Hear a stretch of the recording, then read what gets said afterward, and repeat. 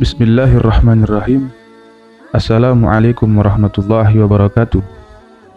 Salat adalah ibadah wajib yang tak bisa digantikan dengan amalan apapun. Salat juga sebagai tiang agama. Semua umat Islam wajib melakukannya ketika sudah balik hingga sebelum ajal. Tak ada pengecualian untuk meninggalkan salat, entah karena sakit, hamil, bahkan dalam keadaan perang sekalipun. Namun, bagi wanita yang sedang haid, memang dilarang salat karena sedang dalam keadaan kotor. Lantas, bagaimana jika wanita sedang hamil wajib melaksanakan salat? Ya, tentu ketika wanita sedang hamil sedikit mengalami kesulitan dalam melakukan gerakan salat, seperti ruku, duduk di antara dua sujud, dan sujud. Bagi wanita hamil, ada keringanan dalam gerakan salat yang dapat membantu ibu hamil, seperti salat berdiri. Jika tidak mampu, maka dengan duduk atau berbaring.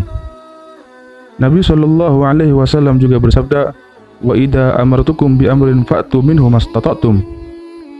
Apabila aku perintahkan kalian, maka lakukanlah semampu kalian. Dalam sebuah riwayat diceritakan, sahabat Imran bin Husain radhiyallahu anhu, beliau terkena penyakit bawasir.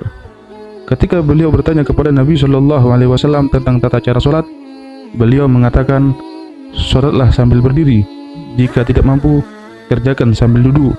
Jika tidak mampu, kerjakan dengan berbaring miring." Hadis riwayat Bukhari. Hadis tersebut dikiaskan bila ada ibu yang sedang hamil, maka diutamakan baginya salat seperti biasa jika masih mampu. Kalau tidak bisa, ya semampunya saja. Manfaat salat bagi wanita hamil: meningkatkan kecerdasan ibu dan janin. Dalam sebuah penelitian menyatakan bahwa terdapat sebuah bagian di otak yang tidak teraliri darah. Bagian itu disebut prefrontal cortex, yang berfungsi dalam proses pengambilan keputusan. Namun, bagian tersebut dapat teraliri darah bila kita melakukan gerakan khusus seperti sujud. Dengan begitu, darah akan masuk ke otak dan prefrontal cortex bisa berfungsi optimal dalam mengambil keputusan. Itulah salah satu sebab mengapa salat dapat mencegah perbuatan keji dan mungkar.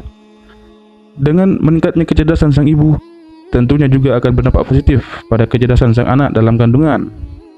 Sujud tidak hanya dianjurkan dalam Islam, tapi juga dalam dunia medis. Dalam dunia medis, posisi sujud sering disebut dengan knee kiss position.